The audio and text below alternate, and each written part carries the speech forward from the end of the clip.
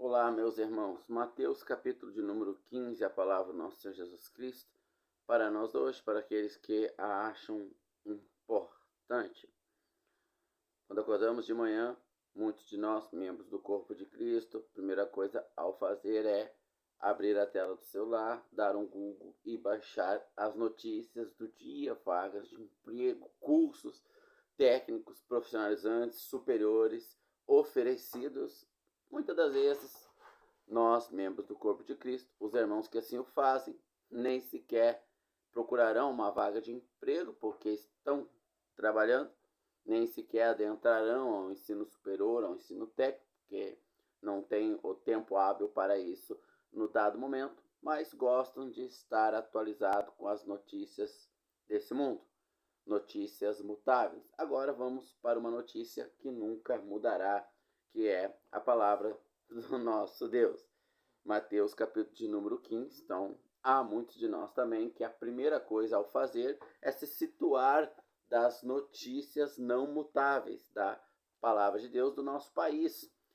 Nós, os estrangeiros aqui nesse mundo, sentindo espiritualmente a hostilidade, estamos com as malas prontas, desejosos para voltar para casa. E com isso estamos sempre remoendo as notícias do nosso reino.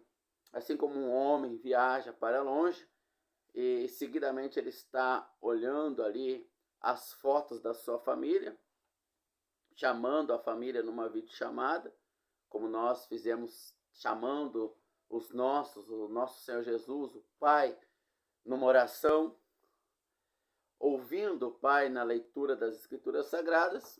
Há também esses irmãos que estão poucos desejosos ou com pouco interesse nas coisas, nas notícias aqui desse mundo. Então, o que diz as Escrituras em Mateus capítulo 15, verso 13?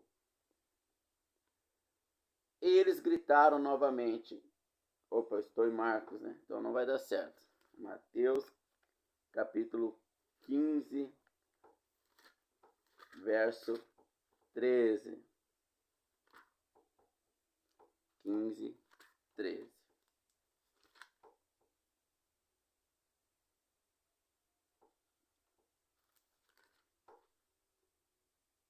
Aí. Mas ele respondeu: toda planta que o meu pai não plantou será arrancada. Bom, irmãos, no nosso meio nós temos os chamados cristãos, a grande casa, a cristandade. E assim devem ser chamados, irmãos. Mas poucos de nós foram plantados pelo Pai. O que isso significa? Que na vida do Senhor Jesus, toda planta que o Pai não plantou será arrancada. É difícil entender o que leva a tanta arrogância. Muitos de nós, dos cristãos, não quer dizer que estarão na Nova Jerusalém, não significa que são dos nossos, estão conosco, mas não quer dizer que são dos nossos, mas falam com tamanha arrogância, com tamanha convicção das suas obras, das suas façanhas, como realmente tivessem sido plantados pelo Pai. Para quem é agricultor ou pratica pelo menos o hobby de plantar, sabe. Com esse tempo chuvoso eu não mexi mais na horta, mas ela vai estar verde lá. Mas não do que eu plantei. Vai ter muitas plantas que eu não plantei ali. Muito mato, muita braquiária, muita ortiga, muito inso, muito mato ali. E o que eu plantei, bem antes do mato nascer, vai ter tido um crescimento mais lento, porém mais qualitativo, né? Mais qualitativo. Você vai aproveitar, vai ter tudo, vai ter uma simbiose, uma sintonia perfeita com o nosso corpo que ele alimenta. Assim é o fermento no meio da cristandade, crescimento exuberante, emoções à flor da pele, fotinhos e etc. Mas o Pai não plantou, irmãos. E todo aquele que o Pai não plantou será arrancado. Não caberia pelo menos um autoexame? Todos aqueles que estão na cristandade, que se confessam cristão, acreditam que são do Pai. Mas olha para uma horta. Olha quantos ali realmente foi o agricultor que plantou. Uma horta que fica abandonada por um tempo ali, pouco tempo, um mês ali, porque saiu, férias, etc. Quando volta, tem muito do que não plantou e cresceu muito mais rápido, com muito mais velocidade, deu muito mais volume. Então, todo aquele que o Pai não plantou, cabe a nós a reflexão. Eu fui plantado pelo Pai, o que me faz diferente? Se eu olhar os meus irmãos nas Escrituras, se eu olhar a natureza deles, eu pelo menos me pareço, irmãos, e o mais difícil de entender é que é parecido, irmãos. Aquele que o maligno planta, ele é bem parecido com os que o Pai plantou. É igual, na verdade, né? Eu não falo dos crentes carnais ou dos homens naturais que se infiltram no nosso meio pelas emoções, porque querem uma solução. Não, esses nem parecidos são. Mas eu falo que aqueles que Satanás planta, irmãos. Eles são iguais. Você olha, eles são iguais aos que Deus plantou. Eles trazem a mesma fala, o mesmo comportamento, são exatamente iguais. Mas o texto está dizendo assim, ó, 15, 13. Mas ele respondendo disse, Senhor Jesus, toda planta que o meu Pai Celeste não plantou será arrancada.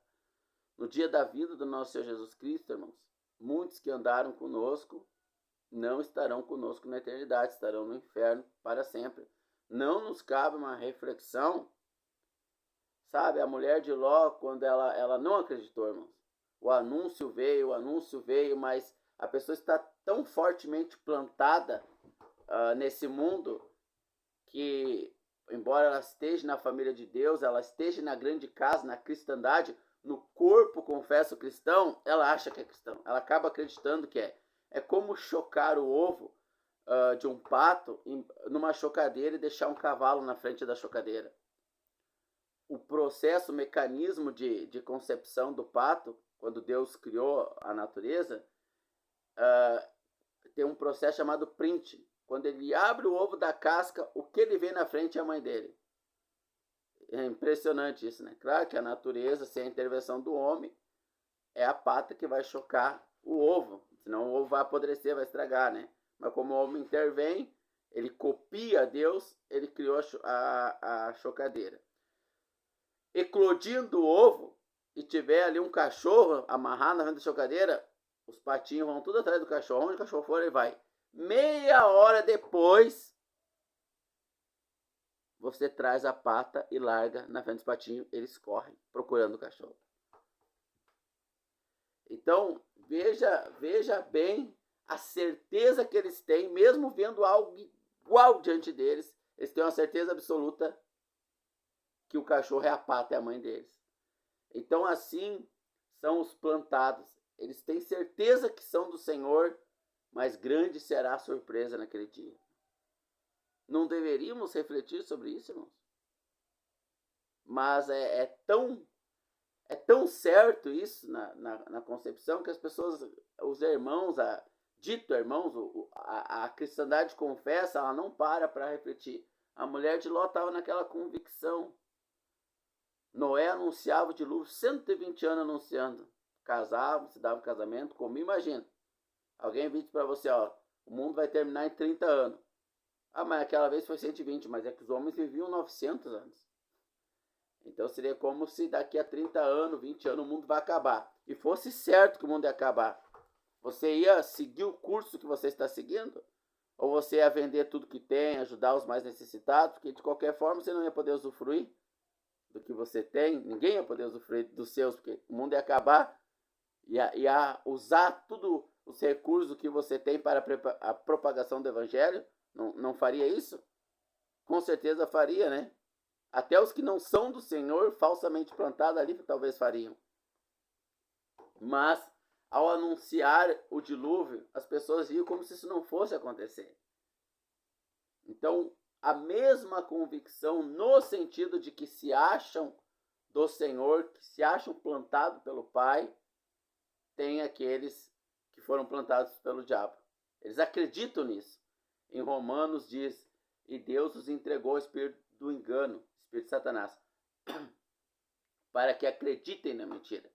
Então eles não estão lá sabendo que estão errados. Não, está me enganando, mas eu vou fazer isso igual porque eu preciso. Não, eu estou certo, tenho certeza que eu estou certo. Há essa certeza naqueles que são plantados pelo diabo. Porque Deus permite que eles acreditem. Por quê?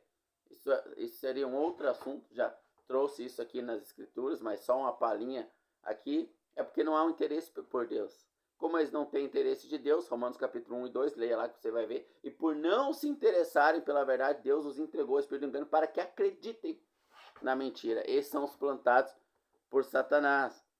Agora nós podemos ler Mateus capítulo de número 13. Vamos ficar só em Mateus, aqui nas escrituras.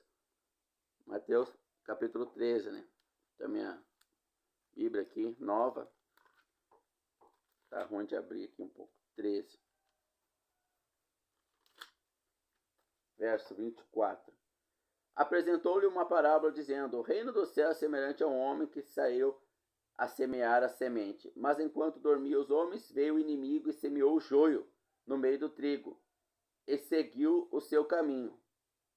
Mas quando o caule cresceu e produziu fruto, apareceu também o joio. Assim os servos do dono da casa vieram e disseram: Senhor, tu semeaste a boa semente no campo. De onde vem o joio?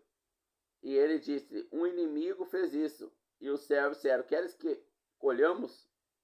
Ele, porém, disse: não, para que não colham junto do joio, também arranquem o trigo. Deixe crescer tudo junto, até a colheita.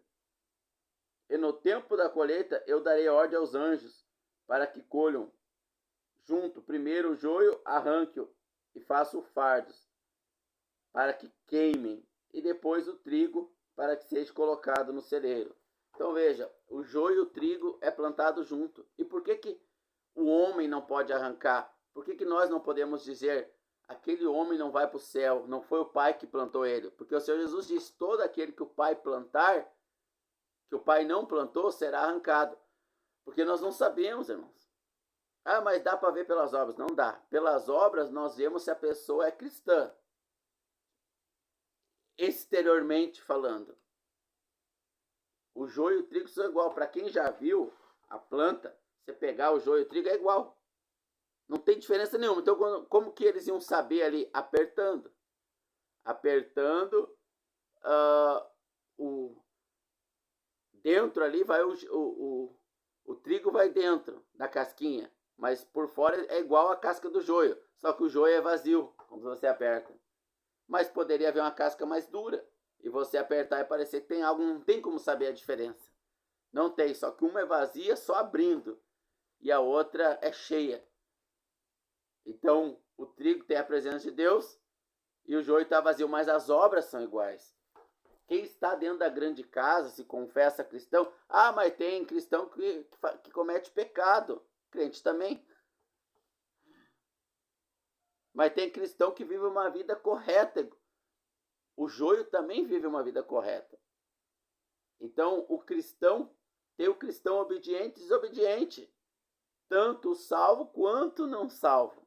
Você consegue entender? Dentro da casa dentro da grande casa, dentro da plantação de Deus, vamos dizer assim, tem os que Deus plantou. Toda planta que o Pai não plantou é arrancada e jogada para ser queimada.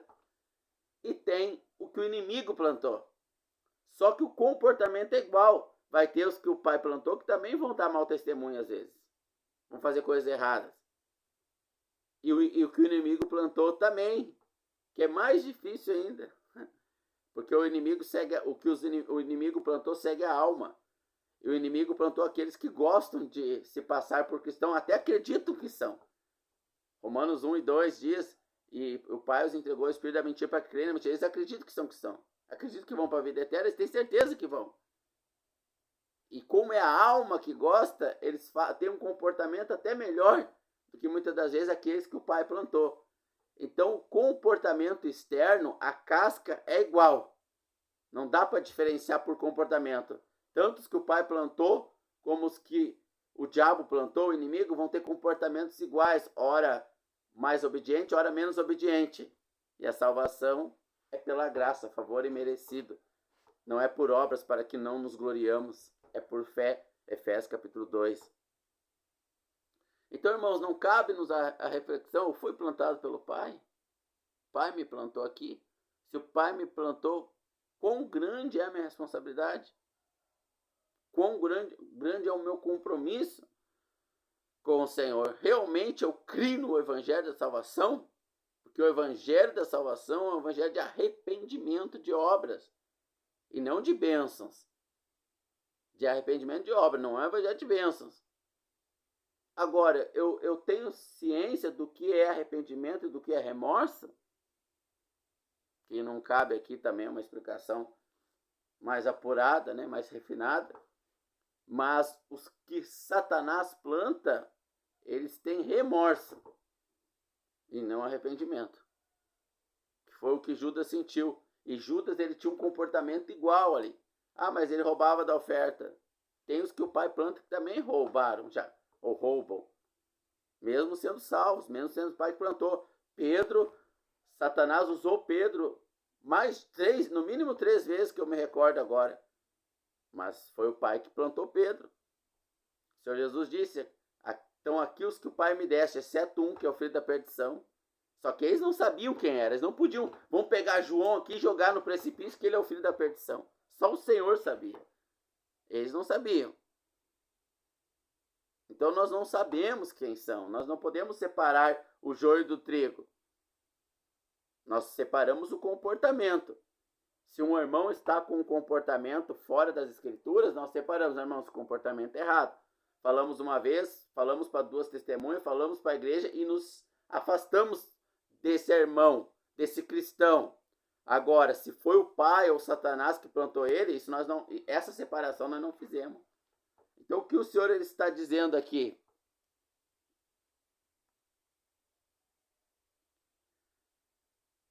Assim os servos do dono da casa vieram e disseram, Senhor, tu não semeaste no campo a boa semente? De onde vem o joio? E ele disse, o inimigo é que fez isso. Os servos disseram, queres que vamos e colhamos? Ele, porém, disse, não, para que não colham junto o joio com o trigo. Então, irmãos, muitos de nós não foi o pai que plantou. O Senhor Jesus disse, toda semente que o pai não plantou, toda planta que o pai não plantou, ele vai arrancar nesse dia aqui. Que surpresa vai ser, irmãos. Que surpresa vai ser esse dia, irmãos. Muitos dos nossos serão arrancados. Pelo pai, não por nós. Nós julgamos comportamento, não salvação. Muitos serão arrancados e jogados nas trevas exteriores. Não cabe uma reflexão aqui? Não cabe uma análise aqui? Tamanho a seriedade do aviso? Não cabe nos estarmos buscando as notícias da nossa pátria celestial apurados? Apurados? O apóstolo Pedro diz, apressamos a vinda do Senhor. Apressamos. Muitos que vão no futuro ouvir esse vídeo, talvez à noite, já adentraram a todas as notícias que o dia havia para oferecer sem preocupação alguma. À noite, vai dormir, vai entrar no mundo dos sonos, vem a reflexão, opa, tenho que ouvir alguma coisa do Senhor, falar com o Senhor, né? Quantos de nós realmente foi plantados, irmãos? Examinai-vos a vós mesmos e vede se já não estáis reprovados na fé. Muitos de nós tivemos remorso da vida passada e nos filiamos ao cristianismo. Levantar a mão numa religião a ser de Jesus não é o evangelho da salvação, irmãos. Não é o evangelho da salvação. É conhecer quem é o Senhor. E dele ser conhecido. Quer ver que a gente precisa ser dele conhecido? Mesmo livro de Mateus, capítulo de número 7. Muitos de nós não somos conhecidos pelo Senhor, irmãos. Não somos. Mateus, capítulo de número 7. Diz as escrituras sagradas, as notícias do mundo eterno, notícias que nunca deixarão de ser atualizadas. 2000 anos, as mesmas notícias, sempre bem atualizadas.